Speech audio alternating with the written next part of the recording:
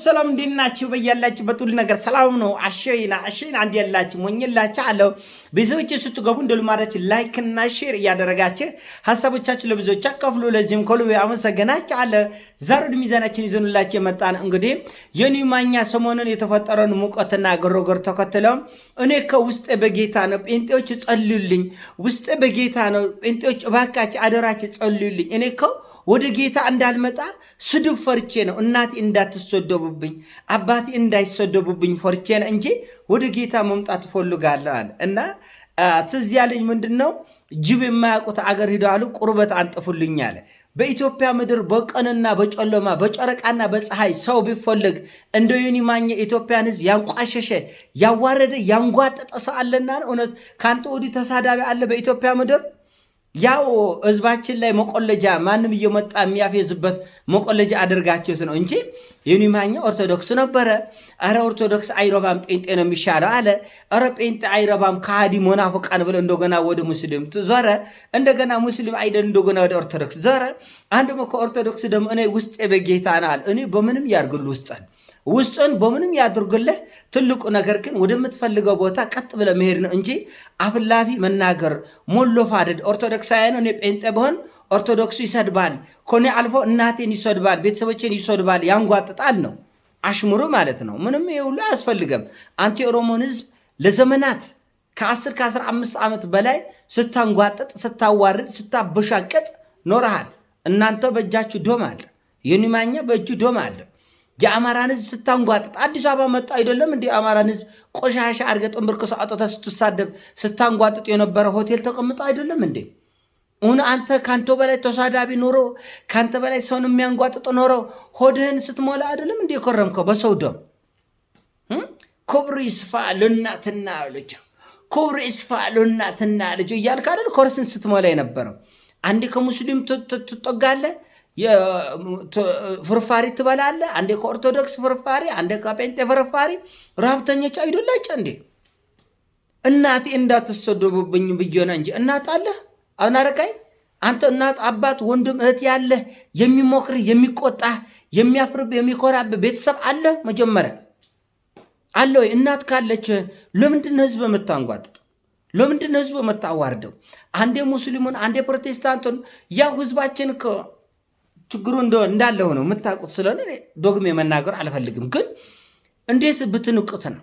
ጅብ የማያውቁት አገር ሂዶ አሉ ቁርበት አንጥፉልኛሉ። እናቃቸዋለን እኮ በሃይማኖት ውስጥ ተሰግሰጉ፣ በፖለቲካ ውስጥ ተሰግሰጉ፣ በብሔር ውስጥ ተሰግሰጉ። የምትሰሩትን አሻጥር የምታፈስቱን ደም እናውቀዋለን። ውስጤ በጌታ ነው አለ። በምንም ይሆን እኛ ምን አገባን? ሃይማኖት መቀየር ከፈልክ መቀየር ነው አበቃ። ሞለፋደድ አይደለም እንዳልክ ለመሄድ ስትል ግርግር፣ ወከባ፣ ሙቀት የሆነ ፍርፋሪ ምናምን ቡሌ ጋር መንበርከክ መስከድ አይደለም። ብንሰድብ ቀርቶ ብንጎልህ እኮ የምታደርገው ነገር እኮ ያስኬደናል። እውነቱ ለመናገር አንተ የአማራን ህዝብ አበሻቅጠ ቆሻሻ አድርገህ ጥንብርኩስ አውጥተህ የኦሮሞን ህዝብ አበሻቅጠ ጥንብርኩስን አውጥተህ እየተሳደብክ እያንጓጠጥክ ህዝቡን እርስ በርስ ደም ለማፋሰስ እየተራራጥክ አይደለም መስደብ። እግርን ቆርጠን እጅን ቆርጠን ሽባ አርገን ቁጭ ብናደርገው ራሱ መብታችን ነው። ያንሳል። እንዳይሰድቡኝ ፎርቼና እንጂ ኮርሳሞች የእናንተ ሆድ ዘላለም አይሞላም። አንተ አማራን ህዝብ እየተሳደብክ ኦሮሞን ህዝብ እየተሳደብክ ትግራይን እያንቋሸሽክ እኛን ደም በደም እያደረግክ በምትሰራው ገንዘብ ያንተ እናት ቤት ወለሉ ምንጣፍ ይቀየርላታል፣ በግ ይገዛላችኋል፣ ቤታቸው ያምራል፣ ለወንድሞቹ ስልክ ትልካለህ፣ ልብስ ታለብሳለህ። የእናንተ ቤት እያጌጠ የአገራችን እየፈረሰች ትመጣለች። ህዝባችን እየተጨራረሰው ይመጣል። ስለዚህ ዮኒ ማኛ ብትሳደብ የዛን ያክል የሚበዛብህ ሰው አይደለም። በጌታ ስለሆን ብዬ ጴንጤ ለሆን ብዬ በቃ ስትሄዱ ግርግር፣ ስትመጡ ግርግር። ህዝባችን ለእናንተ የተመቸ ነው። ማንም ጋር ጣጡ የወጣ እንደፈለገ የሚያደርገው እንጂ ዮኒ ማኛ በአፍሪካ ምድር በእውነት በመላ ዓለም እንዳንተ ቁጭ ብለው 24 ሰዓት አፉን ሲከፍት ሲለፋደድ ህዝብ ሲያንጓጥጥ የሚል ግለሰብ አለ እንዴ? እኔ ውስጥ በጌታ ነው በምንም ይሁን እኛ ወደን ኬር እንዴት እንደምንነቃች እኔ ከእናንተ ጋር መነጋገሩን ፍላጎቱ የለኝም። ግን እናንተን የሚከተል መንጋ አለ፣ እንደ ግመል መንጋ በገመድ የሚጎተቱ መንጋ አለ። 20 ሺህ ሰው ላይክ ያደርገዋል። ና ወደ ጌታ ሄድ፣ ወደ ማንም ዊ ዶንት ኬር። እኔ አንተ ቆርቶ የገንዛ ቤተሰቦች ሃይማኖታቸውን ቀይረው ለምን ድንጋይ አመልኩም? አይ ዶንት ኬር። ምንም አይስሉ ምንም ማለት ምንም።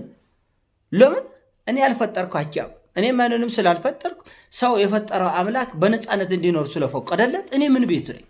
ነገር ግን አውቃችሁ መርዝ ስትተፉ ኦርቶዶክስ ተሳዳቢ ነው፣ ኦርቶዶክስ ያንቋሽሻል፣ እኔን ብቻ ሳይሆን እናቴን ያንቋሽሻል ነው።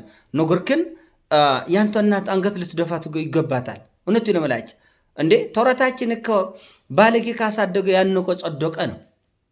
ኢትዮጵያ እናቶችን በሙሉ በብሔራቸው በሃይማኖታቸው ስትሰድብ ስታንቋሽ እፍረት የለህም? አንዳንዶቻችሁ አጉል ጥብቅና ምትቆማለች። እሱ ባጠፋው ምን አገባው? ቤተሰብ ቢቆጣ ቤተሰብ ቢያፍርበት ቤተሰብ ወጥቶ እኔ የዮኒ ማኛ ቤተሰብ ነን የሚያደርገው ነገር ትክክል አይደለም ይቅርታ ብለው እኮ ይቅርታ የምትጠይቃሉ ባቻ እኮ ለምን የኛ ደም እየፈሰሰ ነው ይሉኛል አንዳንድ ሰዎች። አሁን ሰሞኑን በሰለሞን ተካልኝ በሰራት ቪዲዮ የሞተ ሰው ነው፣ ስለሞተ ሰው ለምን ክፉ ታነሳለህ? ምን አገባን እኛ? ሞት ብትፈልግ ተቃጠል፣ ብትፈልጉ ንደድ። የኛ ሞት ነው እኔ እያመመኛል። የወንድማ የእህቶቻችን ሞት እነ ዮኒ ማኛ አገሪቱ ላይ እየዘሩት ያሉት መርዝ ህዝብ እያለቀበት ነው። ደም እንደ ጎረፍ እየፈሰሰ ነው። አንተ ስለ ዮኒ ማኛ እናት ነው የምትጨነቅ። እኔ መንግስት በሆነ እንደማደርጉ ልንገር አብናረገ አደባባይ ላይ ወጥቼ ጎረፋቸዋለሁ። ቤተሰቦች አበቅ የሌላ ሰው እናት እየሞተች የሌላ ሰው ወንድም ደም እየፈሰሰ የሌላ ሰው ቤተሰብ እያለቀ እናንተ ስለነሱ ቤተሰብ ክብር ነው የምትጨነቀው። ምን አገባንኛ?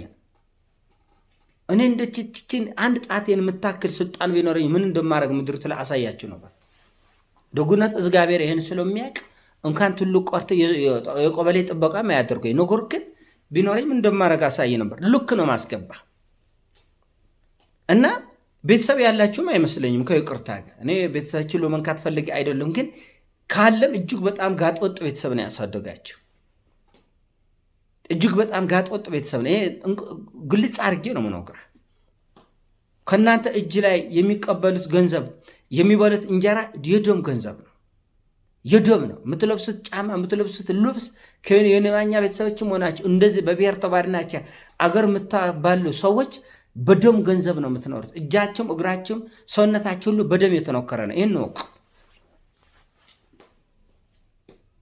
ይህን ማወቅ አለባቸው። እና ሃይማኖቴ ብቆይረው ኦርቶዶክስ ይሰድበኛል። ከአንተ በላይ ስፔሻሊስት አለ እንዴ? በስድብ ህዝብ በማንጓጠጥ በማዋረድ ለዘመናት ህዝባችን በጥላቻ እንዲታይ በመርዝ ግድልም ጊዜ ይፈታዋል። ከእግዚአብሔር ጋር ጊዜ የሚፈታው ነገር ነው። ግን ጅብ የማያውቁት አገር ሄዶ ቁርበት እንዳለ አይነት ነገር ባይሆን ተረቱ ድርጊታቸው እንተዋወቃለን። ፖለቲከኛ ሁን ነጋዴ ሁን ያንዳንዳችሁ የቱ ጋር ምን እንዴት ለምን እንደምትሰሩ እናውቀዋል።